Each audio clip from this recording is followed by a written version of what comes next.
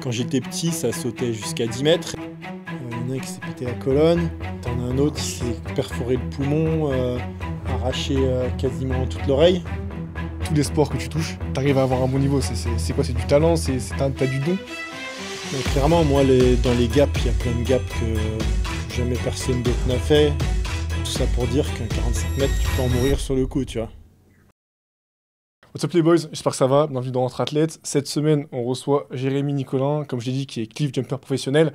Je pense qu'il y a beaucoup de personnes qui connaissent cette discipline, peut-être de très loin. Donc justement, dans le podcast, on va voir tout ça avec toi. Comment tu vas, Jérémy? Salut, eh ben, ça va super bien, merci Je te de sers me comme recevoir dans le podcast Entre Athlètes. Avec grand plaisir, t'as une bonne poigne. On va passer un bon moment. Bah ça va être sympa, en plus on est sur une petite fin de journée, tranquillement, ça va être relativement détente. Écoute, il y a beaucoup, je pense, qui vont te connaître. Vu que nous, on a un podcast qui est quand même multisport, peut-être qu'il y a beaucoup de gens aussi qui vont te découvrir. Est-ce que rapidement, tu pourrais te présenter à ces gens-là? Si je te pose la question, voilà, qui est Jérémy maintenant, qu'est-ce que tu dirais? Ouais, bah moi, c'est Jérémy Nicolin, donc j'ai 34 ans, je fais du cliff jump, donc c'est-à-dire que je saute des falaises dans l'eau. J'ai eu plusieurs vies sportives, on va dire, avant ça. J'ai toujours fait de l'athlétisme. J'ai notamment fait 10 ans d'athlétisme à haut niveau. J'ai fait 5 fois champion de France en lancer de javelot et quelques sélections en équipe de France. Avant ça, j'ai fait un petit passage par le basket aussi. J'étais au pôle Franche-Comté et en cadet France à Bourg-en-Bresse. Et j'ai arrêté pour reprendre l'athlé ensuite. J'ai arrêté l'athlé pour être chef de produit pour 2 Mètres Eyewear, qui est une marque de lunettes de sport qui fait du sport à la vue, qu'on commence à voir de plus en plus, ça. Et maintenant, cliff jumper professionnel à plein temps. Je fais des vidéos et les gens kiffent, et moi aussi. Incroyable, ça on va en parler parce que les vidéos, franchement, elles sont folles. On mettra de toute façon des extraits. Mais ce qui est fou, c'est qu'en tout cas, tous les sports que tu touches, t'arrives à avoir un bon niveau. C'est quoi? C'est du talent? T'as du don? Non, c'est que j'ai une famille sportive. Ok. Mes parents sont dans le sport aussi. J'ai toujours fait beaucoup de sport depuis tout petit. Et du coup, en faisant plein de sports différents, en fait, ton corps, t'as l'intelligence motrice, tu vois. Et du coup, quand je pratique un sport, j'arrive assez vite à comprendre le mouvement et à le faire correctement. Et après, je pense que j'ai un engagement de manière générale au-dessus de la moyenne. Et j'aime bien être bon dans ce que je fais. Donc, je suis un peu compétition. Donc, ça pousse à avoir un bon niveau dans les sports que je fais, quoi. Après, je suis pas bon partout, hein, mais genre en danse, je suis éclaté. Ouais, mais après, t'es bon dans les sports que tu choisis, on va dire. Quoi. Voilà, je choisis des sports où je suis bon après. Mais écoute, première question que je vais te poser, c'est forcément, tu fais un sport qui est, on va dire, peu commun par rapport à ce que tout le monde pourrait faire. C'est quoi la réaction des gens quand tu leur dis justement que tu sautes de falaises, tu vois, de 30-40 mètres? Bah, ils sont impressionnés souvent. Ouais, ils sont choqués, quoi. Tu vois, c'est marrant. Là, j'avais la belle famille à la maison, Ouais. du côté de mon beau-père, ses enfants, et ils ont un enfant de 6 ans. Ok. Et c'est un enfant, il est casse-cou, tu vois. Je lui ai déjà fait faire l'avion dans le jardin et tout. Il kiffe un peu les sensations fortes. Il m'a dit, c'est quoi ton plus haut saut? Et je lui dis 47 mètres. Et il a réagi direct en disant, oh, c'est haut, hein. Et donc, tu vois, c'est souvent ça la réaction finalement. Et j'étais content de sa réponse parce que sa réponse, ça voulait dire qu'un enfant de 6 ans est capable, sans que je lui donne aucun indice, de se dire, ouais, c'est dangereux quand même, c'est haut, ça se fait pas comme ça, tu vois. En fait, ouais, c'est ça, ce qui est fort, c'est que même si le sport, je pense que, forcément, tu vois, nous, on te voit, tu sautes d'une falaise, c'est pas que ça en soi. Mais c'est vrai que du coup, on arrive tous à s'imaginer. On a tous sauté d'une falaise petit, tu vois, pas forcément hyper haut, mais on a tous fait peut-être du 2, 3, 4, jusqu'à 10 mètres. Donc c'est vrai qu'on se rencontre. Et quand tu vois, moi, mon max, je pense que c'est 12 mètres, tu vois.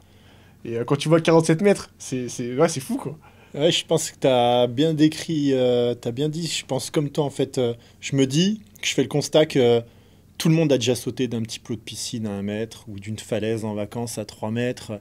Tout le monde a déjà ressenti cette sensation de sauter dans l'eau. Voilà, quasi tout le monde, quoi, tu vois. Et en fait, moi, j'ai une manière de filmer les sauts où j'embarque les gens avec moi. C'est-à-dire que je bosse avec Insta360 et je mets la caméra dans la bouche. Donc là, j'utilise la Ace Pro 2. Donc les gens voient vraiment ce que je vois. Ou sinon, j'utilise la X5, la caméra qui filme à 360 degrés, avec une perche flottante. Et en fait, là, c'est comme s'ils sautaient à côté de moi. Donc j'essaie d'embarquer les gens dans mes sauts.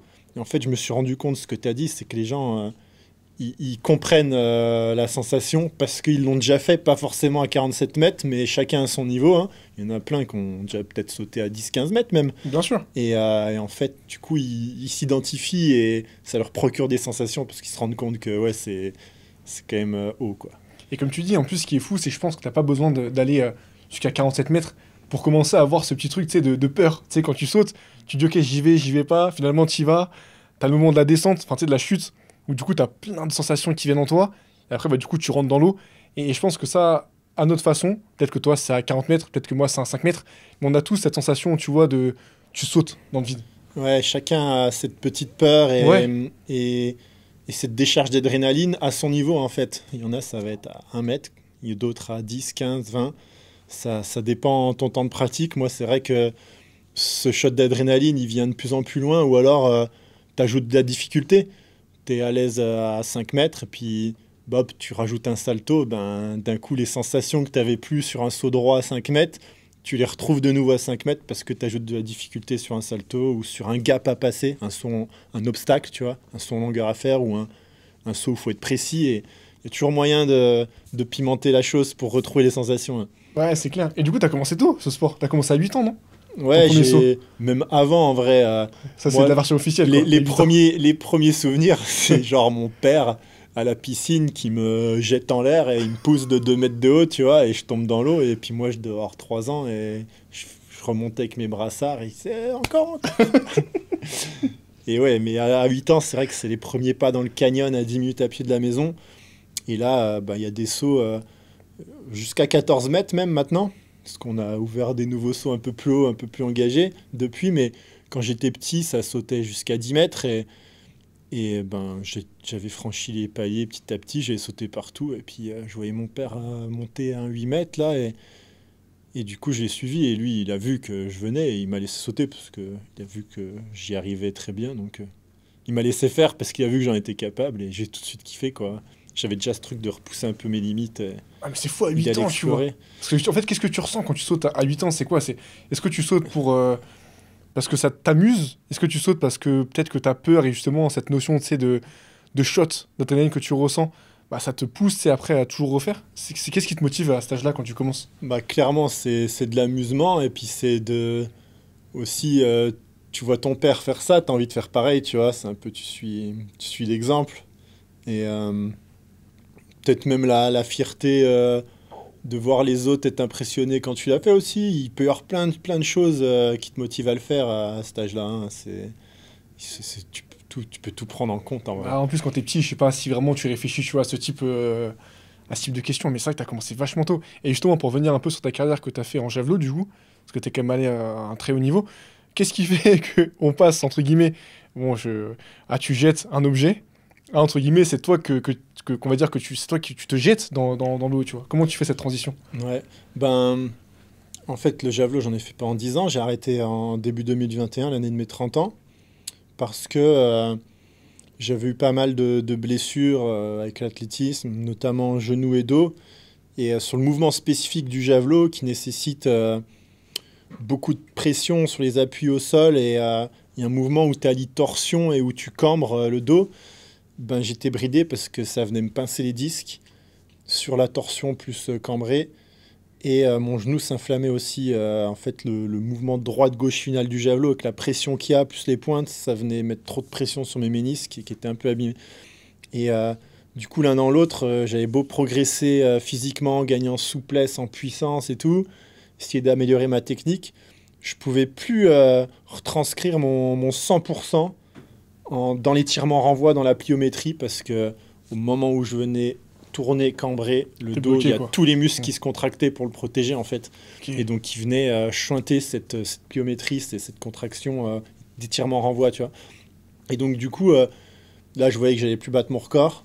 Moi, mon objectif, c'était de faire les grands championnats. Il me manquait quelques mètres pour ça. Et du coup, ben là, c'était mort, tu vois. C'était plus possible.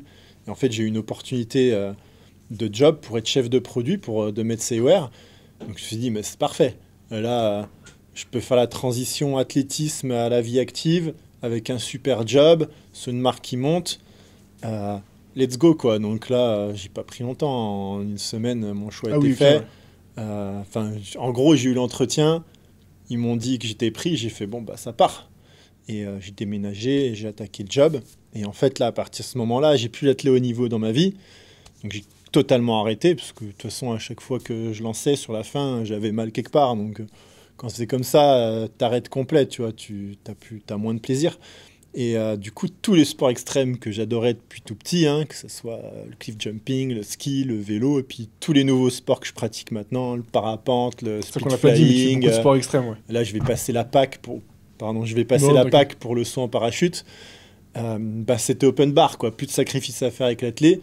Donc tous ces sports, je peux y aller à 100%. Donc là, pendant les 3 ans et demi où j'ai bossé en tant que chef de produit, tous les week-ends, 99% de mes week-ends, je me barrais de Lyon, parce que je bossais à Lyon, j'habitais là-bas, et j'allais dans les Alpes, dans le sud, skier, faire du cliff jump, des randonnées, du vélo et tout. Et moi, j'ai toujours kiffé faire des vidéos avec mon meilleur pote de l'époque au lycée. On faisait déjà des vidéos de cliff où on se filmait et tout. Pendant mes années à la fac, en vacances, hors saison d'athlé, j'avais déjà fait des gros sauts. J'avais déjà sauté 34 mètres en 2013. Euh, et du coup, ben, j'ai filmé tout ça et j'ai partagé. Je me suis dit, bah, de toute façon, ça me coûte rien. Je T'as kiffe rien à faire perdre. ça. Ouais, ouais. Et puis, je sais pas, peut-être que ça m'apportera quelque chose un jour. À ce moment-là, j'étais loin de m'imaginer que 3 ans plus tard, j'allais pouvoir en vivre, tu vois. C'est fou, t'imagines. Et en fait, en 2022, j'ai pris 100 000 abonnés. En fait, j'ai arrêté l'athlé, je dois avoir 3 000 abonnés. Fin 2021, je dois en avoir 6 005. Fin 2022, j'étais à plus de 100 000. Fin 2023, à 350 000. Et là, je suis à 600 000 abonnés, quoi, en gros. T'imagines, ça va Truc du vachement genre. vite, hein. Ouais. Et donc, ça a pris de ouf. Et au fur et à mesure des années, j'ai commencé à attirer des sponsors. Puis, il y a un moment où je commence à gagner autant en tant que chef de produit que via les sponsoring et tout.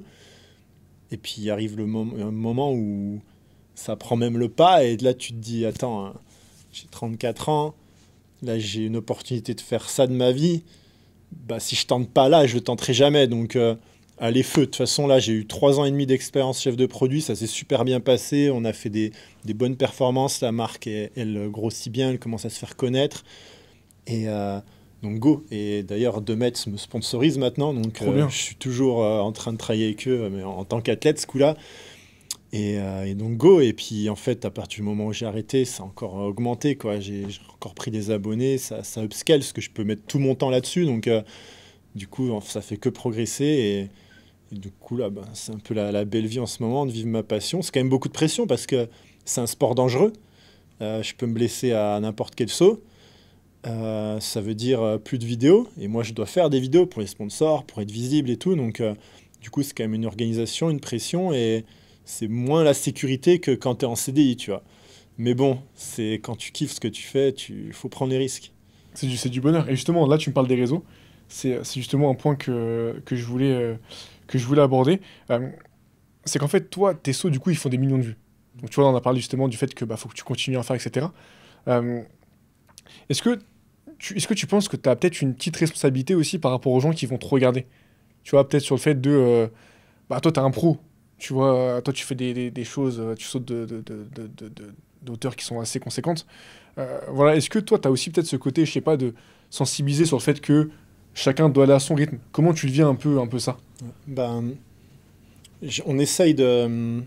On est attaché à ce sport et on a envie de passer un bon message. Ce sport, on le fait pour le plaisir, on le fait pas pour s'envoyer au casse-pipe. On va pas essayer de battre des records, etc., au risque de se blesser. Le but, c'est de pouvoir continuer à sauter tous les jours, n'importe quand on veut. Donc, Oui, il c'est faut pas faire inconscient, ça bien sûr. sans se blesser.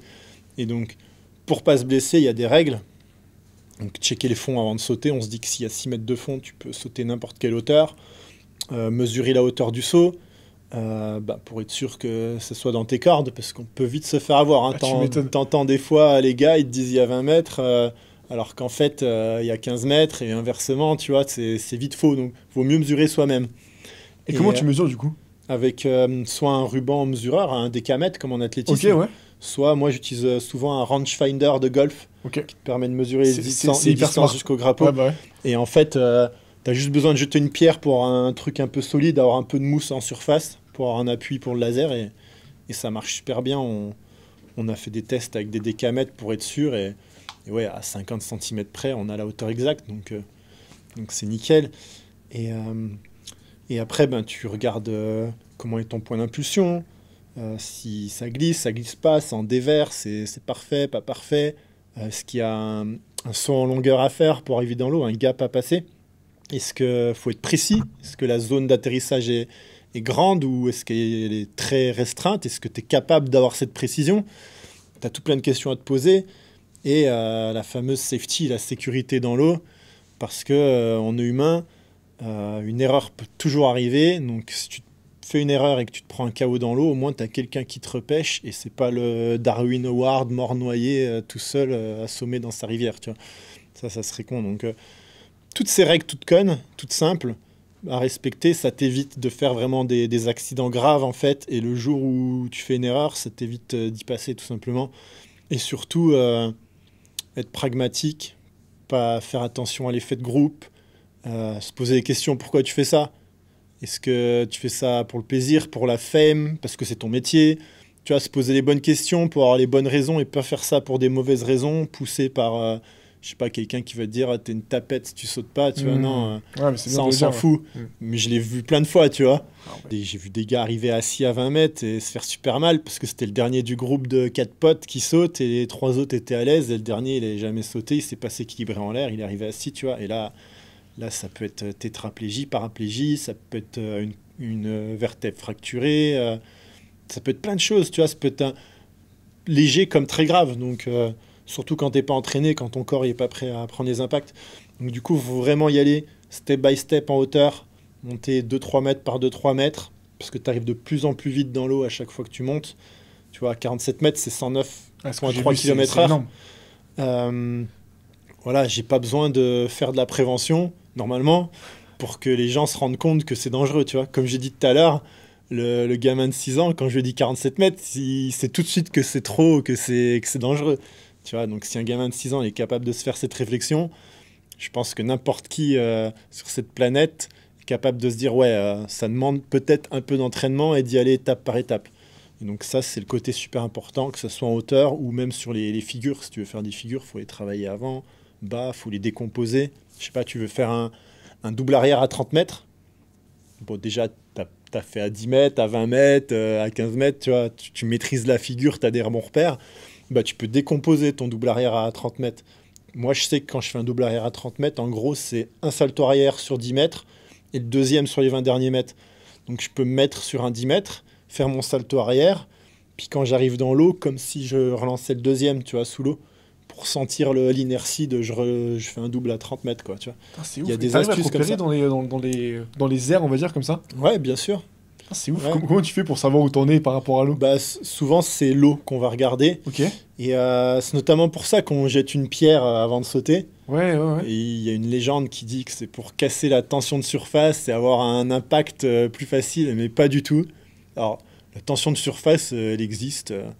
Si tu tapes ça sur Google, tu vas trouver des trucs, mais ça, c'est pas significatif pour changer Ah, l'impact. c'est une petite pierre, ouais, qui va faire. Ouais. Si tu veux, pour avoir un impact plus soft, faudrait lancer un caillou tellement énorme que ça fait des bulles d'air pendant longtemps et beaucoup, comme une grosse cascade qui fait plein de bulles d'air. Et là, ben, tu vas réduire un peu la densité de l'eau finalement, parce que tu auras de l'air dedans et du coup, tu vas mieux pénétrer.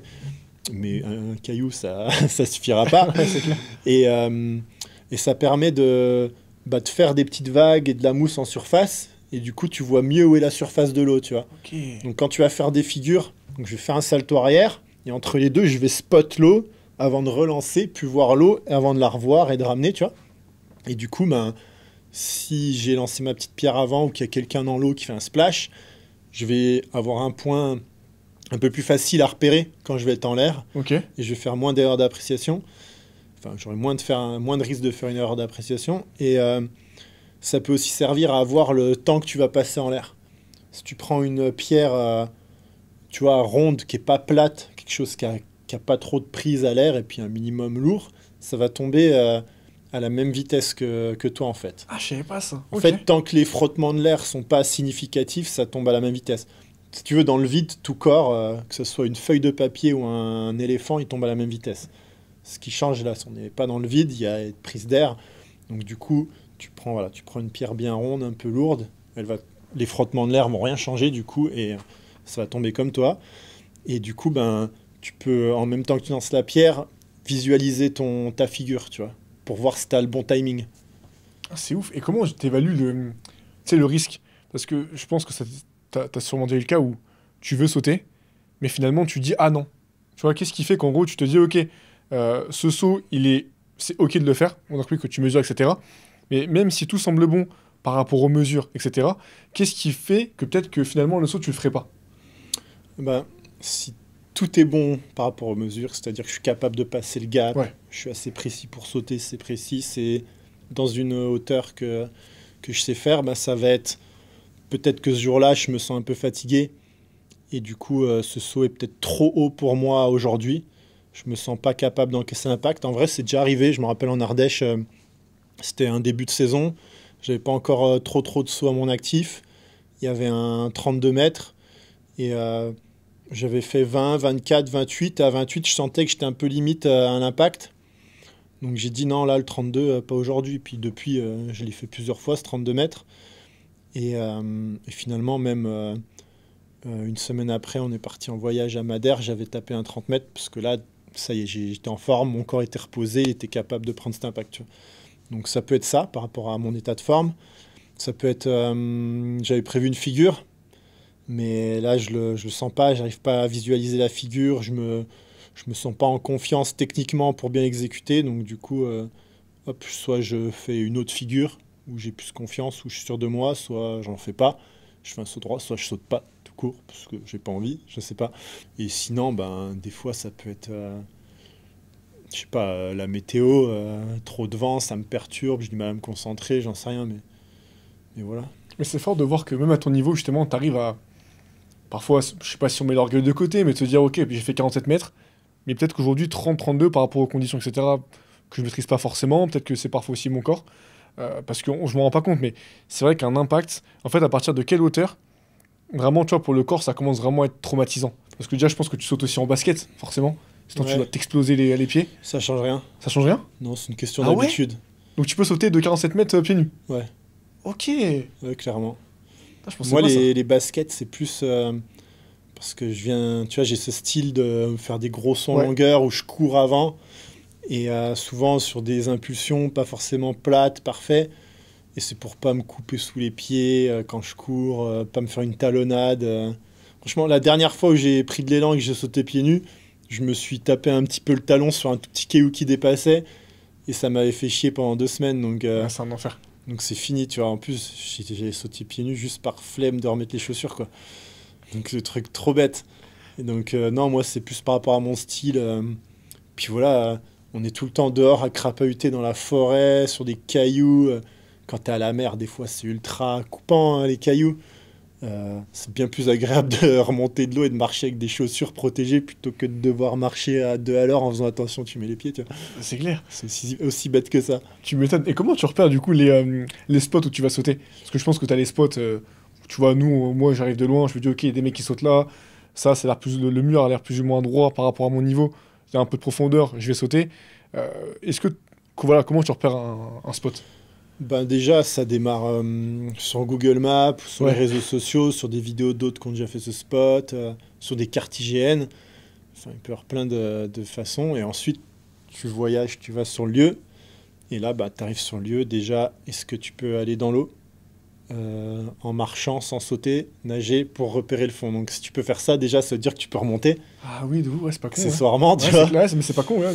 Et ensuite, une fois que ça s'est fait, ben, tu regardes si tu peux grimper en haut du take-off jusqu'au point d'impulsion aussi. Parce que des fois, c'est pas forcément évident. Ça peut nécessiter, je sais pas, un rappel, un passage un peu tendu sur une pente raide où si tu glisses, t'es mort, une escalade.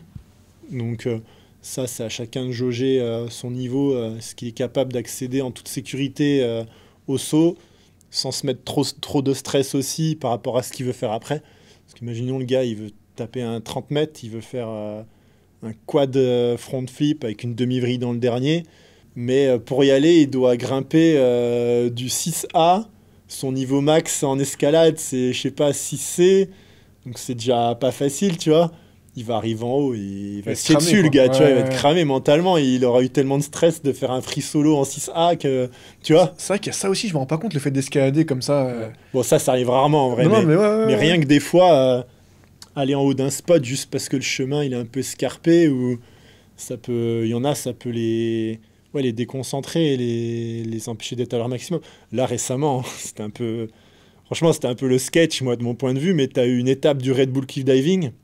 Donc eux, ils sautent plus trop des falaises. C'est vraiment des plateformes maintenant, parce que eux, ils ont un tel niveau technique, ils vont tellement loin dans les tricks et la perfection, tu vois, à pointe de pied tendue, si tu sautes pas bien vers le haut, tu perds des points. Tu vois, c'est très normé, très gymnique, c'est à l'opposé de nous, le freestyle. Et que s'ils sautaient en milieu naturel, en falaise, d'un coup il y avait un gap à passer, ils pourraient pas être à ce niveau maximum tout le temps. Ok. Et là, il y a eu une étape aux Philippines, et dans les jours, il y a un spot où ils se sont retrouvés en falaise, comme ça, avec une petite plateforme cimentée, mais genre sur une grosse dent qui pend. Pour y aller, c'était une espèce de petite via ferrata, tu vois, ils étaient tous assurés et tout, mais et il y en a, ils ont chialé en monter, quoi. Dans la vidéo, tu les vois en train de pleurer parce qu'il faut faire une petite via ferrata pour monter, tu vois. Euh, Bon, moi, je me moque un peu et tout, j'en rigole, mais en Ça reste vrai, bien. respect à eux par rapport aux Bien figures sûr. qu'ils font. Mais c'est juste, tu vois, deux mondes différents. Et puis il y en a, bah, ils sont plus à l'aise avec ça que d'autres. Et moi, personnellement, j'aime me dire que je suis capable de sauter partout. C'est pour ça aussi que j'ai un style en saut droit. C'est que demain, si j'ai une falaise avec un gap de 10 mètres, bah, je sais que je pourrais la faire si j'ai envie, si je trouve ça beau, parce que je suis capable de courir et de passer ce gap. Que quelqu'un qui fait que des figures et qui sait pas forcément sauter avec de l'élan, etc., il va devoir rebrousser chemin, et ça ferait peut-être passer à côté d'un super beau spot qui te donne trop envie de sauter, tu vois. Et moi, c'est un peu mon style, c'est de me dire, ok, je suis capable de tout sauter. Et c'est mon style, et je respecte le style des autres aussi, tu vois. Et voilà, chacun trouve son kiff dans ce sport aussi. Et c'est quoi le mieux? Est-ce que c'est de faire un saut que voilà, tu sais que c'est un saut qui est faisable, d'autres l'ont fait? Ou est-ce que t'as pas un kiff de dire, ok, ce saut-là, personne l'a fait, c'est moi qui vais un peu tu vois, le tester, l'innover? Avant que l'épisode ne commence, j'aimerais vous parler d'une nouveauté que nous mettons en place dans le podcast. Toutes les semaines, nous mettrons désormais en avant une association. Cette semaine, j'aimerais donc vous parler d'une cause qui me tient à cœur. C'est l'association Un combat pour Aiden. Elle soutient un petit guerrier atteint d'une maladie rare. Elle se bat au quotidien pour améliorer sa qualité de vie. C'est un combat de chaque instant et je suis vraiment fier de les soutenir. Et pour les aider encore plus concrètement, vous pouvez acheter la carte solidaire de notre invité du jour pour les soutenir. Le lien pour acheter la carte se trouve dans la description. Je vous laisse maintenant avec l'épisode du jour. Bonne écoute. Bah, clairement, quand tu ouvres un seau, il y a une petite fierté. C'est cet esprit un peu de pionnier. Moi, c'est quelque chose que j'adore. Et même souvent, j'ai ouvert un seau, et puis 2 semaines, un mois après, il y a quelqu'un qui est sur le seau et qui a rajouté un tricks dessus. Ok, Tu vois, cool, je trouve ouais. ça ouf. Sûrement que si je l'avais pas ouvert, il aurait jamais pu faire ce tricks, parce que ça met en confiance, tu vois, d'avoir quelqu'un qui ouvre la voie d'une manière plus simple. Et ouais, grave, c'est trop un kiff. Là, l'été dernier, pardon, on est allé au Canada. Donc en fait, j'ai fait un road trip d'1 mois et demi. On est parti de Incroyable. l'Oregon aux USA. Voilà. On a fini au Canada, en territoire nord-ouest. Donc il y avait un regroupement. Au début, on était 100. Puis au fur et à mesure, il y a de moins en moins de monde. Et on a fini à 3. Donc territoire nord-ouest, c'est au nord de l'Alberta, nord des Rocheuses. Il n'y a personne qui vit. Ok. Et on allait sauter une cascade que mon pote américain avait repérée depuis un moment. Je crois que c'est des gars en kayak qui l'avaient fait. Et puis nous, on allait pour la sauter en cliff, quoi. Mais en y allant, on ne savait pas si elle allait avoir assez de fond et tout, parce que ce qui se passe en kayak, souvent, ils sautent quand il y a vraiment beaucoup de courant, pour que la cascade les emmène loin. Et quand il y a beaucoup de courant, souvent, il y a aussi plus de fond. Et il y a plein de cascades comme ça qui ont été sautées en kayak, qui ne sont pas faisables en cliff, parce que quand elles sont en condition pour sauter en cliff, il n'y a pas assez de fond. Ah bah oui, ouais, c'est clair. Et en kayak, ils vont, je pense, moins profond que nous aussi. Il y a plein de trucs comme ça. Et du coup, on s'est tapé des milliers de bornes jusque là-bas pour aller peut-être sauter un pote, ou peut-être on peut pas sauter, tu vois. Putain, c'est fou. Donc il y a des histoires comme ça. Et juste avant, on s'était tapé Kakwa Falls au nord d'Alberta, où tu as 17 km de marche pour y aller. dans les Rocheuses. Donc, on a fait cowboy camping avec une bombe de poivre pour 3 personnes au cas où on rencontre un ours, tu vois. Ouais, c'est clair. Donc, le truc bien bancal. On avait la gourde avec la paille pour boire n'importe où. Oh là là. C'était Ah oui, c'est la une gourde un peu mission. Oco, quoi, non? C'est ça? Hein? C'est pas la gourde Oco? Je C'est pas sais ça. plus la marque, Ouais, mais mais en gros, tu mets ton eau ils ont filtrée, tous quoi. ça, ouais, ils ont Ouais, tous ouais. ça aux US. Ils ont beaucoup plus que nous, même. Et parce que dans leurs grands parcs nationaux et tout, t'as pas forcément de l'eau potable partout. Ouais. Donc quand tu te perds, c'est bien d'avoir ça. Tu m'étonnes. Et au final, on est arrivé à la cascade, magnifique, vraiment le paradis sur Terre, trop beau. Et là, quasi impossible d'aller depth check, de checker le fond. Parce qu'avec le courant de la cascade, elle coulait pas trop, mais une cascade de 30 mètres qui tombe dans l'eau, Ah ouais. ça crée des bons remous. Et là, j'ai dû taper mon meilleur 50 mètres nage libre pour atteindre le point de chute et pouvoir dire ok, c'est bon, il y a assez de fond, tu vois. Et derrière, j'ai mon pote américain qui a ranquillé pour être sûr et c'est bon, il y avait assez de fond et on l'a sauté. Sauf qu'entre-temps, j'ai glissé, je m'étais mis une béquille, mais la béquille qui te fout en hypoglycémie, tu vois. Genre, je pouvais tendre la jambe, mais j'avais mal au quadri et je pouvais plus la plier à fond, tu vois. Oh l'enfer. Donc pour sauter, j'ai besoin de tendre la jambe. Ah ouais. Donc je dis, bon, bah c'est bon, je peux l'attendre. Puis j'ai pas tout fait ça pour rien, tu vois. Je me suis analysé, j'ai pas été débile, je me suis senti de le faire, donc je l'ai fait. Et au final, le pire, ça a été les 17 km pour revenir. Là, avec la béquille, je suis arrivé, j'avais un genou qui avait triplé de volume avec les penchements. Puis 3 jours après, il n'y avait plus rien, tu vois, vu que c'était juste un coup, mais putain, c'était une sacrée... C'était n'importe quoi, quoi. Mais c'est génial. Mais c'est génial, parce Mais ouais. que là, c'était une vraie aventure, quoi. Ça, Et- c'est des moments, tu t'en rappelles toute ta vie. Ouais, ouais. C'est pour ça aussi, je pense que tu sautes. Parce que tu vois, le fait de sauter en soi, c'est. Bon, c'est génial, je pense, l'adrénaline pardon, que tu ressens, mais est-ce que tu sautes pas aussi justement pour voir des paysages que peut-être personne ne verrait, tu vois? En fait, toi, tu les vois différemment aussi, ces Ah paysages-là. bah, tu vois. on voit les spots Ouais. sous un autre angle, en l'air, au-dessus, en incroyable. le surplombant. Et ouais, non, mais clairement, ce sport, c'est... Enfin, nous, de la manière dont on le pratique, à chercher des spots et tout, c'est une manière de voyager. Et en plus, tout le temps en pote, en groupe, parce qu'on saute jamais seul. Voilà, on met une sécurité dans l'eau, on se filme entre nous, on s'encourage, on se conseille. Et il y a besoin de cette émulation, cette hype aussi pour repousser les limites. C'est plus simple que quand tu es tout seul. Quand je faisais de l'athlé, je demandais tout le temps la clap comme ça Ouais, au lancer de javelot. on s'en rend pas compte Et, que c'est important, ouais. Mais moi, c'est un truc de fou. Une fois, j'ai fait une compète en Alsace. Comme ça, fin de préparation de printemps, petite compète d'entraînement. Je me dis, je fais juste 3 jets. Je fais les 2 premiers jets, 66, 68 mètres. J'avais un record à 76 mètres. Je dis, bon, allez, c'est le dernier, je demande la clap. Poum, je claque 75 mètres, tu vois. Ah ouais, c'est ouf. C'est juste parce que ça te transcende, tu vois. Ouais, ça te. Donc, Ouais, t'as c'est ça. besoin de cette petite hype, tu vois, pour perfer. Et du coup, bah, en cliff, tu voyages, tu découvres des endroits magnifiques. En plus, t'es en groupe avec des gens quand même patients. Tu rigoles, tapes des délires, t'as tes réussites, les autres les vivent, tu vis leurs réussites, tu vois, toutes les émotions se décuplent. Donc c'est des moments hyper intéressants et humainement c'est top quoi. En plus, ce qui est beau, c'est. Bon, après, peut-être que je me trompe, mais c'est que t'as aussi peut-être des sauts que toi tu fais, et vu que t'as aussi tes capacités physiques, hein, vu que tu cours relativement vite et que du coup tu peux peut-être sauter assez loin pour aller dans l'eau, peut-être qu'il y a des sauts que toi tu fais, mais que d'autres ne pourraient pas faire, et inversement, mais au final, bah du coup, t'accompagnes aussi cette personne-là dans le saut. Donc c'est ça qui j'imagine, qui est beau aussi. Mais clairement moi dans les gaps, il y a plein de gaps que jamais personne d'autre n'a fait, de par la longueur du saut à faire, l'engagement que ça demande aussi, le risque, parce qu'il faut être sûr de passer le gap, tu vois. Ouais. Des fois c'est pas évident de le savoir. Comment tu Des- le sais justement si tu passes Des le fois, cap?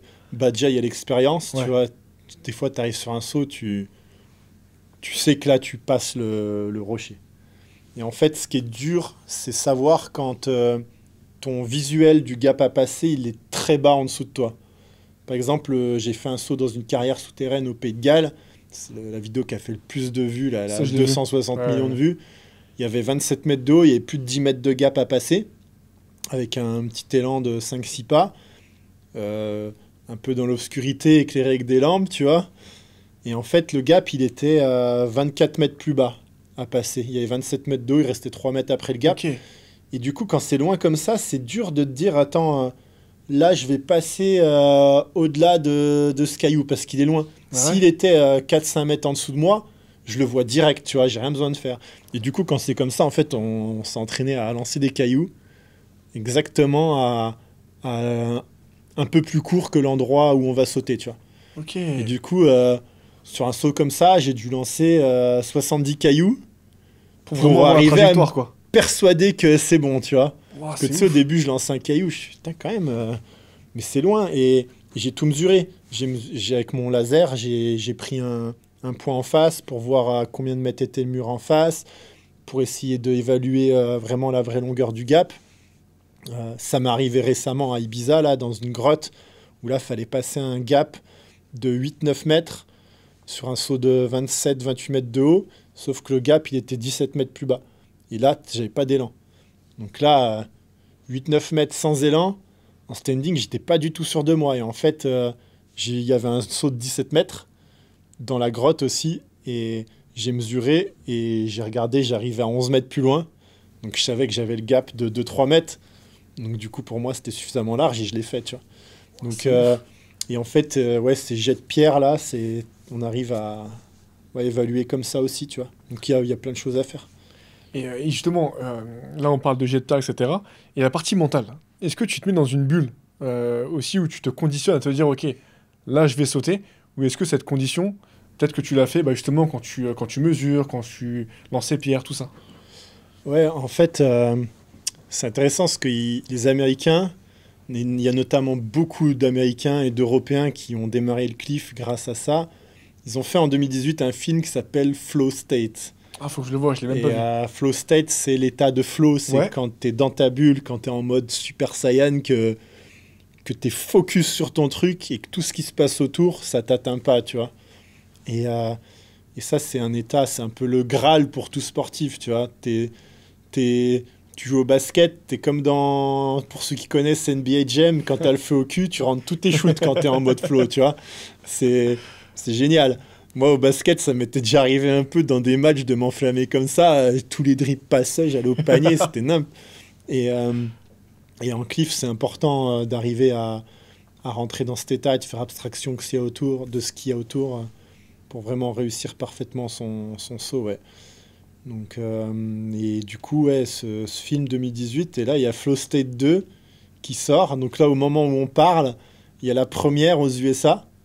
Donc moi, je suis dedans, parce que c'était Incroyable. tout le trip de l'an Ouais. dernier, en fait. Ok. Et en fait, ça parle du flambeau, de l'inspiration qui a été Flow State 1 et de toute la nouvelle génération qui est là et qui casse tout, tu vois. Les Ryan Bean, les Nicolo Poncanti, les Européens comme Paco Pegas, comme Gerardo, enfin, toutes ces nouvelles générations qui a démarré le cliff parce qu'ils ont vu les vidéos des gars à l'époque, tu vois, et ça les a inspirés. Donc là, au moment où sort le podcast, ça sera, je crois, sur Vimeo à aller regarder. Et puis le 1, il est sur YouTube. Et du coup, ouais, moi, du coup, ouais, il y a plein de sauts que j'ai ouverts comme ça parce que, ouais, un trop gros gap. Et il y a plein de gars qui font des trucs que je ferais jamais, comme Ryan Bean. Le mec, c'est peut-être un des meilleurs acrobates au monde. En cliff, il casse tout. Tu lui donnes une trottinette, il te tape des saltos. Un skateboard, là, il avait C'est fait le ouf. truc où il avait fait double salto, il était retombé sur le skateboard. Des trucs que même Tony Hawk Ah n'a ouais. jamais fait, tu vois. Et, euh, et voilà, chacun son point fort. Moi, ce qui m'intéresse, c'est plus, ouais, c'est soit un peu engagé, soit droit, c'est l'impression de voler en l'air. J'aime bien des fois me challenger sur des figures aussi, mais je sais que j'aurai jamais le niveau de ces gars-là, qu'on grandit sur un trampoline et qui depuis tout petit font des triples saltos et tout, de partout, tu vois. Ça, ce qui est bien, c'est que là, vraiment, je découvre le sport, la discipline. En fait, il y a Ouais. tellement de choses. C'est pour ça qu'au début du podcast, j'avais dit, c'était sûr, que tu vois, là, on voit sur Instagram, tes vidéos, elles font des millions de vues, et on va dire, les meilleurs, c'est le cas, tu vois. C'est vrai que c'est impressionnant, mais du coup, c'est bien de voir vraiment l'envers du décor. Et justement, là, quand on parle de hauteur, toi, tu as sauté à 47 mètres. Déjà, après, j'ai une question que je te poserai, mais déjà, comment tu arrives justement à te dire, aujourd'hui, là, ce jour-là, là, je vais sauter 47 mètres? Comment ça se prépare tout ça? Bah, en fait, ça s'est passé en novembre 2024 sur l'île de la Réunion. Ok. Donc c'était plutôt en fin de saison. Donc j'avais déjà toute une saison où j'avais beaucoup sauté, notamment énormément de sauts à plus de 30 mètres. Je crois que j'avais dû faire une trentaine de sauts à plus de 30 mètres dans l'année. Ce qu'il faut savoir, c'est que les sauts à 30 mètres, il y a encore 3-4 ans, quand tu avais 3 personnes qui en faisaient un dans l'année, c'était des dieux, tu vois, c'était Ouais. exceptionnel. Aujourd'hui, ça s'est plus démocratisé, tu vois, c'est un peu l'esprit de pionnier, tu vois. Là, il y a toutes ces nouvelles générations qui se disent, mais en fait, c'est possible, et là, t'en as de plus en plus qui arrivent. Puis qui en font pas forcément des milliers, des cents, ils en font un ou deux dans l'année, et c'est déjà énorme, parce que t'imagines, les mecs, ils arrivent, font un triple salto à 30 mètres, c'est une prise de risque énorme, ils mettent un peu leur vie en jeu, hein, et ça se passe bien, parce qu'ils sont bien préparés. Et il y a quand même eu des accidents des fois, malheureusement. Et là, c'est une nouvelle porte de sauter une trentaine de 30 mètres dans l'année. Enfin, il y a un an, personne pensait que c'était possible, tu vois. C'était jamais arrivé. C'est Et, génial. et du coup, ben, mon corps, il prend plein d'impact et je vois que c'est facile pour moi. Ça devient un jeu d'enfant de sauter à 30 mètres, à 35 mètres, tu vois. Et du coup, ben là, je monte à 40 mètres. Ça se passe bien, j'en refais un deuxième. Et en fait, je suis arrivé à La Réunion en fin de saison avec plein d'expérience. J'avais une petite frustration parce que j'étais un peu blessé sur un autre trip avant à Majorque en octobre où j'avais prévu où je voulais monter en hauteur, tu vois. Et du coup, j'arrivais à La Réunion, j'avais bien récupéré, un peu avec les crocs, j'avais envie de sauter haut, je voulais taper un 45 mètres, tu vois, un truc comme ça. Et en fait, j'étais 10 jours là-bas.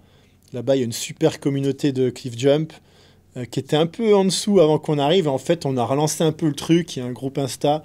Et là, c'était session tous les Trop jours. bien. Et depuis qu'on a quitté La Réunion, là, depuis tout l'hiver, franchement, toutes les semaines, ils font au moins 3 4 sessions. Ça a relancé un peu le move là-bas. C'est trop bien de voir ça. Et en fait, ils m'ont montré tous les spots. Et ils m'ont accompagné surtout juste pour filmer, faire la sécurité et tout. Et juste pour le kiff de me voir sauter des endroits qui n'ont jamais été sautés sur l'île. Et donc, premier jour, je fais 27, 2 jours après, 29. Ensuite, il y a un jour où je tape un 34 le matin, un 34 l'après-midi. Normal. Ça, pareil, c'est des trucs. Enfin, personne fait ça, tu vois. Mais moi, maintenant, j'en suis capable de taper 2 34 mètres à la suite dans la même journée. Je fais un 37, un 38. J'ai refait un 32 mètres en me pendant depuis un arbre. Ok. Donc, ça, C'est ouf. t'es comme ça, en mode Tarzan, tu te lâches à 32 mètres. Ça, c'était génial, la sensation. Ah, c'est ouf. Et un 41 mètres.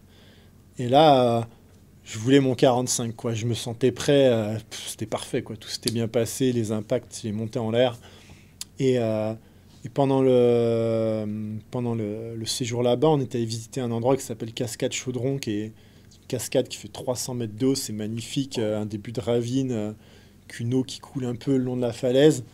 Et ça fait une espèce de caverne un peu arche Ok. sur un des côtés. Et là, je mesure d'en dessous. Et je vois 45 mètres d'en dessous.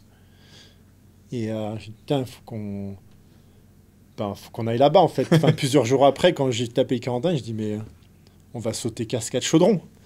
Et donc, j'arrive en haut, je me mets au take-off, on mesure 47 mètres. Donc là, on avait pris beaucoup de précautions, parce que déjà, c'est un endroit, c'est interdit d'y aller.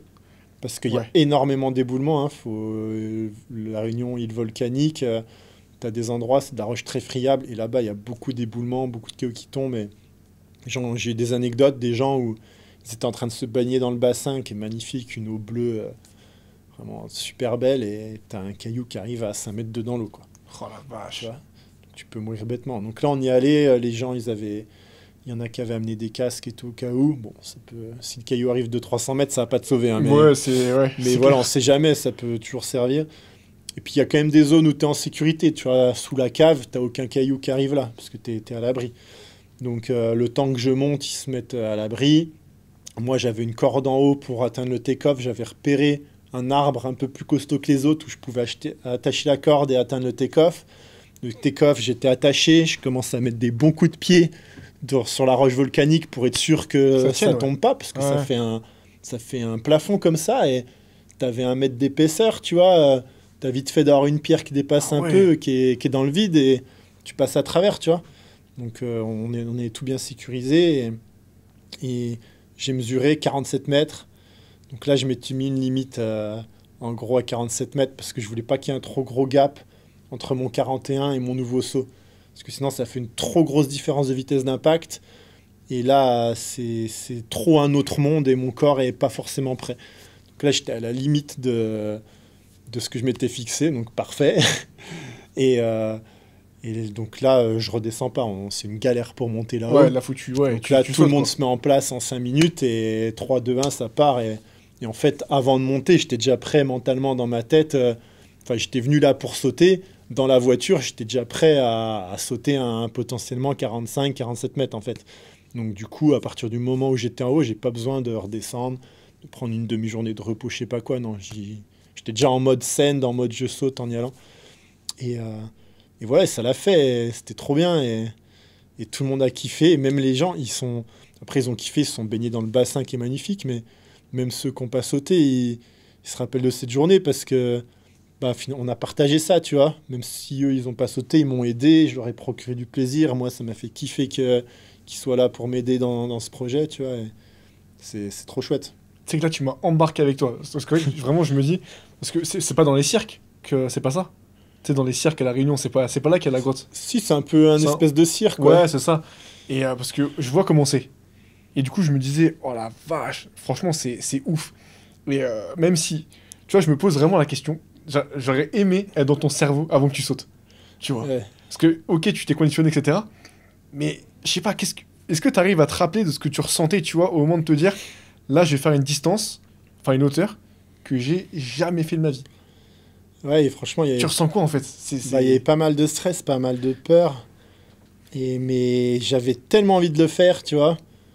Je sais pas, tiens, le spot me faisait kiffer, c'était beau, la vue en haut, elle était incroyable.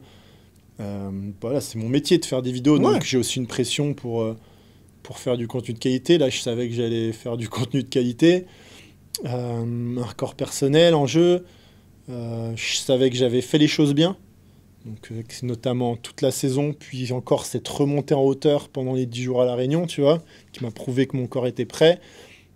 Euh, et après, c'est une fois que tous les feux sont ouverts comme ça, que pragmatiquement, je me dis, là, tu as toutes tes chances pour réussir.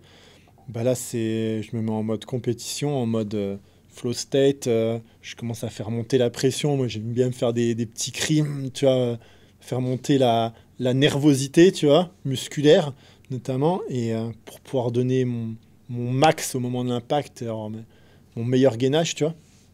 Et donc là, ouais, je lâche ok, 3 2 on fait 3 2 1 send-it, c'est un peu ce moment où, au moment où on lance le décompte, c'est que t'y vas et il n'y a plus rien qui se passe, tu vois. C'est un peu quand je dis 3 c'est boum, là le flow state, il est ultime, tu vois. Ouais, ouais, ouais. Et ouais, et là ça part et là t'es concentré et je me vois en l'air. Ça dure 3 secondes 10, 47 mètres, tu vois. Donc t'as le temps. T'as le temps de te redéconcentrer et de subir l'impact plutôt que d'y aller en conquérant, tu vois, quand c'est comme ça. C'est aussi ça le problème avec les sauts droits, comparé à une figure, c'est qu'en l'air, tu vois, un saut droit, quand t'as l'habitude, tu t'équilibres naturellement, t'as rien à penser pour rester droit. T'es juste là, tu vois l'eau arriver de plus en plus vite, il faut rester dans ta bulle et rester en mode conquérant pour monter en l'air à l'impact. Si d'un coup en l'air, tu perds ton focus et tu dis « Oh putain, ça arrive vite », là, tu passes un peu en mode victime. Et là, même en arrivant parfaitement droit, c'est là où finalement, tu es un peu plus faible que prévu parce que tu as flanché dans la tête et que l'impact peut mal se passer. Et quand tu fais une figure, tu n'as pas ça parce que tu es concentré sur l'exécution de ta figure et l'impact, tu le vois au dernier moment, tu n'as même pas le temps de te chier dessus, tu vois. Ouais, bien sûr. Donc ça aussi, c'est le petit côté du saut droit où ça te donne le temps de perdre tes moyens si t'es pas bien préparé. Et est-ce que pour toi, il y a un danger de te blesser à cette hauteur-là, dans le sens où, quand tu dis que voilà, faire des sauts à 30 mètres, t'en fais quand même beaucoup, enfin moi je trouve ça beaucoup, mais on pourrait se dire, ah ok, entre guillemets, il fait que 30 sauts à 30 mètres. En fait, c'est quoi l'impact concrètement pour le corps? C'est quoi le traumatisme que le corps peut subir à ces hauteurs-là? Là, 47 mètres, t'arrives à 109,3 km/h dans Ah l'eau. ouais. Donc en gros, si t'es pas bien gainé, tu finis comme un pantin sous l'eau. Tu t'exploses quoi en fait. Donc tu peux te tordre le genou, ligament latéral interne, croisé, la hanche. Tu peux te tasser des vertèbres, t'en péter. Voilà, c'est très dommage, mais 1 mois et demi, 2 mois après mon saut, il y a un jeune de La Réunion qui a 0 expérience en cliff, malheureusement. Lui qui a toutes les condoléances à sa famille, etc. Mais il a rien fait comme il fallait, malheureusement. Et il n'a pas eu cette réflexion de se dire ah ouais, 47 mètres, quand même, c'est haut. Quand quand il a vu, en plus, il a marqué 47 mètres, 109,3 km/h d'impact. Tu vois, il s'est pas dit waouh. Non, lui, il était peut-être en mode, je sais pas, des choses à prouver, peut-être un peu trop de fierté, les potes à faire le malin, à dire ouais, moi aussi je peux le faire, tu vois. Et il a oublié que, bah non, ça nécessitait quand même de l'entraînement. Il a mis ça de côté et il est monté sans prévenir personne. Ils avaient vu la vidéo apparemment la veille sur TikTok. Donc c'est même pas moi qui l'ai mis sur TikTok, tu vois. Parce que je mets rien sur TikTok parce qu'ils suppriment les vidéos dès que c'est dangereux. Enfin, dès que c'est jugé dangereux. Et ben ce gars-là, voilà, il y avait personne en safety. Ah oui, il est vraiment parti solo. Ah ouais, il y avait du monde, hein. Il y avait du monde qui était à Cascade Chaudron, mais apparemment il est monté sans rien dire à personne. Il arrive en haut, il a fait un signe, il a sauté. Il y avait même une vidéo, moi, que malheureusement j'ai pu voir et pour analyser ce qui s'était vraiment passé, tu vois. Mais bon, on l'a gardé secret, hein, c'est pas des trucs qu'on partage. Ouais, tu m'étonnes. Et puis j'ai eu des témoignages de ses amis et de gens qui étaient là-bas. Ouais, on le voit arriver à peine en avant, parce que forcément, quand t'as pas l'habitude, et encore, il a plutôt bien sauté pour quelqu'un qui a pas d'expérience, tu vois, il est resté un peu prééquilibré. Parce que ouais, tu peux te faire emporter par l'avant ou par l'arrière. Hein. Bah, en fait, quand tu impulses, tu génères des... À part si tu fais l'impulsion parfaite, Ouais. tu génères des rotations avant, arrière, sur le côté. Donc c'est pour ça que tu bouges les bras et les jambes. En Ok. l'air, c'est pour te remettre droit. D'accord. Tu vois, t'imagines, t'es en déséquilibre au bord d'un trottoir, tu tombes vers l'avant, tu fais ça. Ouais, c'est vrai. Tu tombes vers l'arrière, tu fais ça. Ouais. Tu vois, ça te permet de replacer le centre de gravité en faisant des mouvements, parce que tes bras pèsent un poids. Donc ça permet, voilà, via l'action des chaînes musculaires, de te replacer au centre de gravité, de reprendre ton équilibre. Donc en l'air, c'est ce qui se passe en fait. Quand tu impulses, tu engages, je sais pas, un peu les épaules vers l'avant, ça crée un peu de rotation, comme si tu faisais un front flip, très léger. Et en fait, ben, en actionnant les jambes, les bras, tu ramènes ton bassin de toutes tes épaules, etc. Rester droit. Ok. Et c'est ça te permet d'arriver bien droit. Et lui, ben, il est arrivé à peine en avant. Et d'après le médecin, il est mort sur le coup. Hémorragie directe.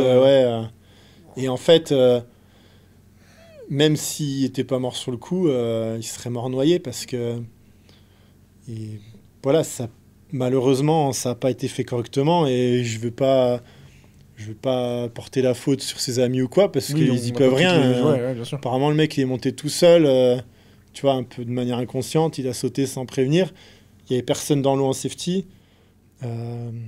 Voilà, dans la vidéo, la première personne qui va dans l'eau, elle met 30 secondes à y aller.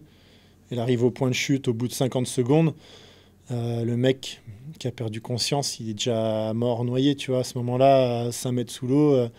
Et il a été repêché par le PGHM à 15-20 mètres de fond dans l'après-midi, tu vois. Donc là, t'as plein de monde. Donc, en gros, tout ça pour dire qu'un 47 mètres, même en atterrissant à peu près bien droit, tu peux en mourir sur le coup, tu vois.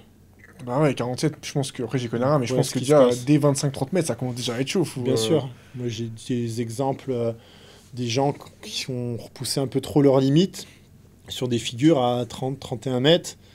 Il y en a un qui s'est pété la colonne. T'en as un autre qui s'est perforé le poumon, arraché quasiment toute l'oreille. Elle pendait, tu vois. Enfin, t'imagines, c'est un truc de malade. Donc, quand on dit qu'il faut se préparer et qu'il faut être pragmatique, pas trop surestimer, tu vois, c'est hyper important. Et mais c'est fou que ça ça arrive. peut être très parce que- grave, tu vois. ouais. Mais je me dis, tu vois, quand même, 47 mètres. Je me dis, bon après, bon, je dis pas que je suis quelqu'un d'extrêmement courageux. Je pense que je suis courageux, mais peut-être que je me raisonne peut-être davantage. Parce que tu as aussi le fait d'être courageux et le fait d'être inconscient. Tu vois. Mais je me dis, c'est quand même pas tout le monde qui va se mettre comme ça à 47 mètres pour sauter. Ça arrive souvent, Non. ce Bah cas de non. figure. Non, 47 mètres, ça avait jamais été fait Ouais, depuis voilà, des années. Bah oui, c'est ça, voilà. Depuis le c'est- record ouais, du ouais. monde, il n'y a jamais personne qui est allé à 47 Bah oui. mètres et qui l'a réussi, tu vois. Bah ouais. Parce que du coup, le record du monde actuellement, c'est 47 mètres. Non, c'est 58 mètres 80. 58 mètres Mais 80. en vrai, le vrai record du monde, ça serait 53 mètres. Parce qu'à 58 mètres 80, le mec, il se fait le genou et la hanche. Ok. Et c'est un plongeur qui le tire avec une corde pour sortir de l'eau, ce qui est, je pense, un peu sonné. Et là, il se lève, il peine un peu à se lever, il fait coucou comme ça. Franchement, respect, c'est un gars qui est super chaud, qui fait du canyon à très haut niveau, qui n'a rien à prouver, tu vois. Mais tu peux pas valider un record où le mec se blesse. C'est comme si t'as un gars en ski qui fait un tricks de malade, mais il replaque pas. Il marque 0 point, tu vois. Il marque 0 point. Ouais. Donc là, en cliff, ça devrait être pareil, parce que l'exemple à donner, c'est qu'on veut faire ça de manière safe, pour le plaisir, pas pour aller chercher les records à tout prix, quitte à finir paraplégique, tu vois. Sinon, demain, quelqu'un va sauter à 100 mètres, il va être tétraplégique, ça va être un légume toute sa vie, et il va dire « Ah, j'ai le record du monde ». Non, c'est débile, tu vois. C'est pas du tout ce qu'on veut montrer à ceux qui s'intéressent à ce sport, qui hésitent à le pratiquer, ou qui ont envie de convaincre leurs parents de les laisser pratiquer en faisant les choses correctement, tu vois. Mais est-ce que tu sens peut-être que les gens aussi ils font ça parce que, tu vois, tu l'as dit sur les réseaux, tu dois faire des vidéos, etc. Après, je pense que tu peux faire des belles vidéos sans forcément monter à l'extrême. Mais est-ce que tu penses que peut-être que les gens, tu sais, je sais pas, ils veulent aussi peut-être monter de plus en plus haut, tu vois, parce que ça va faire des vues, parce que ça va faire parler. Bien sûr. Déjà, moi le premier, parce que c'est mon métier, donc comme j'ai dit, je dois produire du contenu qui a un certain standing, qui fait des vues, qui marche pour que les sponsors continuent de miser sur moi et pour que je puisse continuer à vivre de ma passion. Après, faut se donner les moyens de le faire, c'est tout. Moi, je me donne les moyens et comme j'ai dit, je suis capable de taper 30 mètres dans l'année, les doigts dans le nez, de taper 2,34 mètres dans l'année. Donc moi, je suis à mon niveau quand je fais ça, tu vois. Par contre, t'en as qui vont aller faire ça pour les vues, mais en allant trop vite, en allant au-delà de leur niveau, ou alors qui vont aller faire des sauts un peu débiles, tu vois, parce qu'ils savent que ça peut buzzer. Et malheureusement, ça, avec les réseaux, ça arrive, mais pas que en cliff, des scènes débiles dans plein de sports, et il y en a plein, hein. Et parce que aussi les crashs, ça fait tout le temps plein de vues, quoi. Tu vois, en Formule 1, les mecs... Je veux dire, moi, je regarde des vidéos gags quand j'étais petit, je me marrais, tu vois. Là, le problème, c'est qu'il y en a, ils poussent le truc un peu trop loin, de manière vraiment complètement bête, quoi. J'en vois, là, il y en a à Paris qui sautent dans la Seine tout habillés, en se prenant un plat, en sautant n'importe comment. Je veux dire, c'est quoi ton truc? Tout le monde peut le faire, c'est complètement con, quoi. T'as aucune démarche de performance, c'est juste un jour, elle va tomber sur quelqu'un qui avait jeté son vélo là, elle va tomber sur le vélo et puis la personne va se prendre le frein dans la jambe, tu vois. Tu vois ce que je veux dire, c'est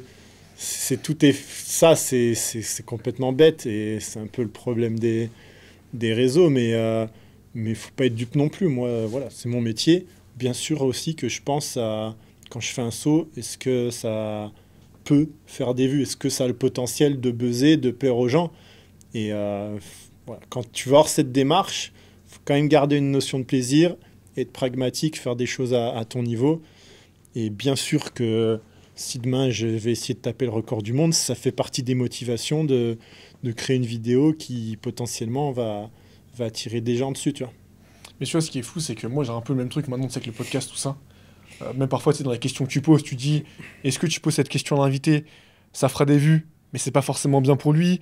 Moi, j'aurais parfois encore du mal, tu vois, à faire ça, et même dans les concepts YouTube.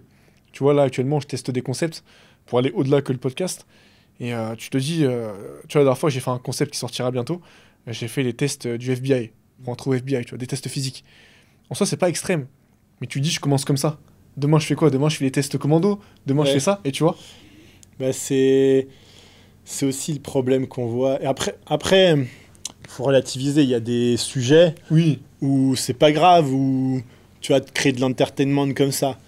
Mais moi, je trouve des dérives qui sont graves et qui me saoulent. C'est toutes les chaînes d'infos en continu, là, où on parle de politique, et où le débat est complètement stérile, et où le débat, c'est de dire « Ah, mais c'est nul ce qu'il fait, faut faire à ma manière », sans aucun argument, tu vois. Moi, je pense qu'il y a des sujets, ça devrait être interdit d'être traité de manière à rechercher le buzz comme ça tout le temps, tu vois. On rend con la population je suis totalement d'accord. à faire ça, et au contraire, t'en as d'autres où ça peut être marrant, où ça peut être fun, où ça peut faire dire des vérités, mais voilà, ce qui est important, c'est de choisir les bons sujets. Et il y a des sujets comme pour moi la politique où ça amène rien au débat et ça fait que desservir. On est dans un climat où toutes les actions qu'un politique va faire, de toute manière, t'auras le bord d'en face, par fierté, pour être là, pour être dans l'espace médiatique, va dire que c'est nul. parce que ça fait des vues Ouais, faut de se montrer. bâcher l'autre, tu vois. Ouais, c'est Faut ça. se montrer et tout. Tu vois, donc c'est sûr que ouais, là, c'est la société spectacle d'aujourd'hui et que ça soit sur les réseaux sociaux et à la télé, hein. Donc tout, ouais, Ah, de toute c'est comme façon, ça. c'est partout pareil, et je Mm. trouve que c'est de pire en pire. Même Ouais. parfois, même sur YouTube.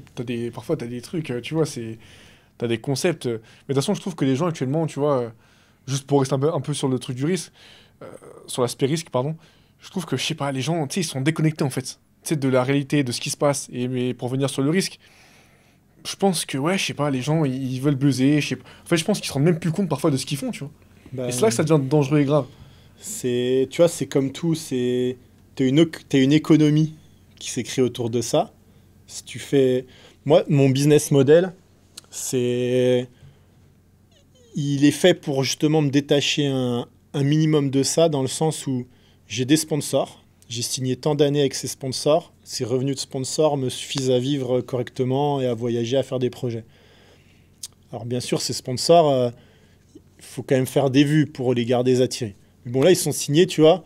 Après, moi, j'ai envie de faire le taf, j'ai envie de les mettre en lumière et de faire des vues pour eux. Mais tout ce qui est monétisation lié au nombre de vues, que ce soit sur Facebook, YouTube, TikTok, etc., ça, je le prends comme un bonus. C'est pas quelque chose sur lequel je compte pour vivre, tu vois. Donc, je vais pas être dans la démarche de absolument chercher le buzz, le buzz, le buzz à tout prix. Non, ça, c'est du bonus, donc j'essaie de garder un peu la tête sur les épaules et ouais, à remettre mon plaisir au centre du village et à me dire, ok, je fais ça parce que je sais que ça va marcher, mais parce que je kiffe le faire, que j'ai trop envie de le faire. Et finalement, le fait que ça marche, c'est le bonus, tu vois. C'est la récompense parce que je fais un truc que je kiffe. Je n'ai pas réfléchi à, ouais, si je saute dans de l'eau dégueulasse, ça va choquer, les gens vont liker. Non, non, j'ai une petite intégrité, j'espère, quand même, par rapport à ça. Ouais. Ah, mais c'est top ce que tu fais. Mm. Et justement, pour peut-être, tu vois, je sais pas, peut-être des garçons, des filles, hein, tu vois, peut-être de 7 8 9 10 ans, peu importe l'âge en vrai, qui voudraient commencer justement peut-être à faire ce sport parce que tu les as peut-être inspirés, tu les inspires au quotidien, c'est sûr, tu inspires beaucoup de personnes.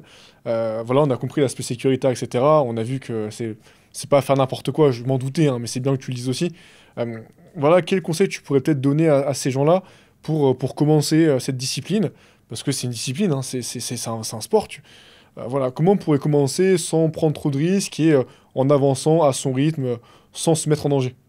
Bah, déjà, si c'est des gamins de 7 8 ans, j'invite déjà les parents à les Ouais, accompagner, à les encadrer un peu. S'ils n'ont pas le temps, ben, ça peut être via un club de plongeon, tu vois, ou au moins aller faire un peu de gym pour apprendre à utiliser son corps en l'air, voilà, gagner en intelligence motrice, tu vois. Ça, c'est quand même quelque chose d'important, hein, qu'on oublie beaucoup, l'intelligence motrice aujourd'hui. On parle beaucoup du cerveau, d'apprendre des choses, les maths, etc. Mais savoir utiliser son corps, ça a autant de valeur que savoir utiliser ses connaissances. et très peu savent utiliser son corps. Excuse-moi, je t'ai coupé, mais c'est Ouais, vrai que. et de moins en moins, c'est Ah, mais ça moi, le j'ai vu au problème. CrossFit, les mecs, ils même se mettent sur les mains, la tête à l'envers. Il y en a plein, ils arrivent même pas à Ouais, le non, faire. bah Faire de la corde à sauter, etc. Tu sais, c'est. l'en rattraper, Ouais, lancer un ballon, des ouais, trucs c'est tout vrai. cons, hein, mais c'est comme ça, c'est pas quelque chose qui est valorisé dans la société Dommage. aujourd'hui, Ouais. hein, on le voit, il y a de moins en moins de budget pour le sport aussi. Là, les JO sont passés, ça y est, tu Dans vois, 3 4 ans, ouais. ciao Ouais. quoi. Même pas, Non, ouais, c'est vrai, ouais. Bah, quand ils seront il y sur a Paris, d'autres quoi. priorités, Ouais. tu vois, parce qu'aujourd'hui, on est plus axé sur la sécurité, tout est axé un peu autour de la peur, tu vois. C'est pour ça que l'extrême droite monte aussi, c'est parce que les gens ont peur de tout. Donc, on met du budget dans l'armée, dans la sécurité routière, dans le machin, dans le truc, tu vois.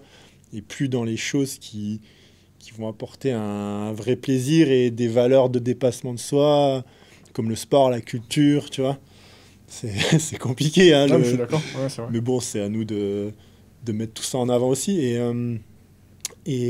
Pardon, on en était où? Non, mais c'est ça, pour ceux qui veulent commencer, en vrai, peu Voilà, importe et ceux l'âge. qui veulent commencer, bah déjà les parents accompagnés, peut-être aller dans des clubs de plongeon. Si c'est déjà des enfants un peu plus âgés, et ben, comme j'ai dit tout à l'heure, regarder le fond, mesurer la hauteur du saut, être pragmatique. Pourquoi on fait ça? Est-ce que c'est vraiment pour le plaisir? Est-ce que c'est pour impressionner les potes? Euh, Très bien, on peut impressionner les potes, puis tout ce qu'il fait. Moi aussi, j'aime bien impressionner, j'aime bien cette hype. C'est humain, bien sûr. Mais est-ce que ça te pousse à aller trop par rapport à tes capacités, tu vois? Non, faut rester être pragmatique, rester à ton niveau et pas griller les étapes. Donc ça, c'est ce que je conseille de faire. Et répéter, répéter. Pour être expert dans quelque chose, ça demande de la répétition. Donc tranquille, tu as le temps. Tu n'es pas obligé de sauter à 30 mètres à 15 ans. Tu as le temps de faire 5 mètres une centaine de fois, 7 mètres une centaine de fois, etc. etc. Là, il y a ce qu'il faut. Il y a des vacances, il y a tout le temps qu'il faut pour sauter et progresser au bon rythme. Magnifique. Bah, écoute, merci en tout cas pour ce podcast, c'était vraiment top. Avec plaisir. Comme je t'ai Merci dit, pour l'invitation. Avec grand plaisir. Aussi, on peut saluer aussi Manon qui va écouter le podcast, c'est sûr. Ouais. Donc, non, top, franchement, c'était cool. Moi, comme je t'ai dit, j'adore parce que voilà, il y a plein de sports qu'on pense connaître ou qu'on voit et que bah, du coup, on essaie nous aussi de mettre en avant, tu vois, dans le podcast ou peut-être de donner un œil nouveau, mais pareil, par les gens qui le font. Tu vois, pas par quelqu'un qui t'a raconté que son ami de l'ami de l'ami il fait ce Ouais. sport. Tu vois, c'est ça qui me plaît.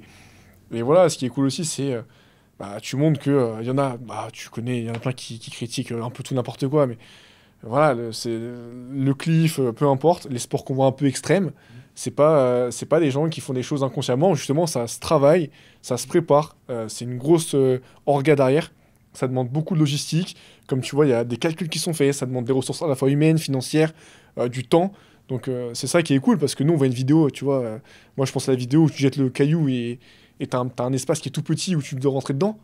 Ça prend tellement de temps, ça, à mettre en place. Pour une vidéo qui dure 30 secondes. Faut pas tomber dans le piège des réseaux sociaux Voilà, c'est ou ça. les réseaux, les vidéos, enfin, tout ce qui est Instagram, TikTok, pas les vidéos YouTube longues où tu peux plus s'expliquer, mais fais attention à ce qu'on voit. C'est pas parce qu'une vidéo dure 10 secondes qu'il s'est passé que ça. T'es pas Il y a arrivé et peut-être sauté direct, quoi. Bah oui. Ouais, il y a eu une heure avant, il y a eu une heure après. Voilà, le saut se résume pas juste à ce qu'on montre. C'est important à retenir. Magnifique. Mais écoute, une fois de plus, je te remercie d'être venu dans le podcast. Là, t'as une caméra ici où tu peux dire voilà où est-ce qu'on peut te retrouver. Si t'as une échéance d'ailleurs qui arrive prochainement. Bah là, vous pouvez me retrouver sur Instagram, YouTube, Facebook, un peu moins TikTok et Snapchat, mais surtout Instagram, YouTube, Jérémy Nicolin. Bah là, ça va être l'été, on va voyager. Norvège, Brésil, Europe. Et durant l'été et surtout la fin de l'été, va y avoir cette tentative de monter en hauteur et en espérant aller battre ce record du monde avec en ligne de mire 60 mètres. Je promets rien du tout, parce que si à 50 mètres, je vois que je suis à ma limite, ben, je m'arrêterai là. Comme je l'ai dit, il faut placer le plaisir avant tout au centre de tout ça. Et parce qu'on est là pour kiffer, tout simplement. Donc moi, je vous souhaite de kiffer en faisant du cliff jump, pardon. Kiffer en faisant du cliff jump et kiffer en regardant mes vidéos aussi, si vous aimez ça. Franchement, elles sont top les vidéos. Et justement, pour la tentative pardon, de record du monde, j'étais au courant que tu étais dans le process. Je savais pas si tu voulais en parler ou pas. Mais en tout cas, voilà, voilà tu vas le faire. Comme tu as dit, il n'y a pas de pression. Tu vas Non. aller à ton rythme. Et bah, écoute, avec grand plaisir, si voilà, au moins tu as essayé de le faire. Peu importe si tu arrives ou si tu n'y arrives pas. Je serais content en tout cas de pouvoir débriefer ça avec toi. Donc, Avec plaisir. C'était vraiment un plaisir. Et bah, je vous remercie, vous aussi qui écoutez le podcast Entre Athlètes. Vous êtes de plus en plus nombreux. Merci à vous qui nous suivez sur YouTube, sur Instagram, TikTok, un peu partout. C'est grâce à vous que le projet continue de vivre. Et c'est grâce à vous aussi qu'on peut recevoir des invités comme Jérémy. Donc bah, continuez à vous abonner, à commenter, à partager. Voilà, le podcast grossit, c'est grâce à vous. Et moi, je vous dis rendez-vous lundi prochain pour un nouvel épisode. Abonnez-vous à Jérémy. Et c'était Jérémy et Quentin. Ciao, ciao. Ouais, abonnez-vous Entre Athlètes. Merci, mec. C'était un plaisir. Toi. Ciao, ciao. Salut.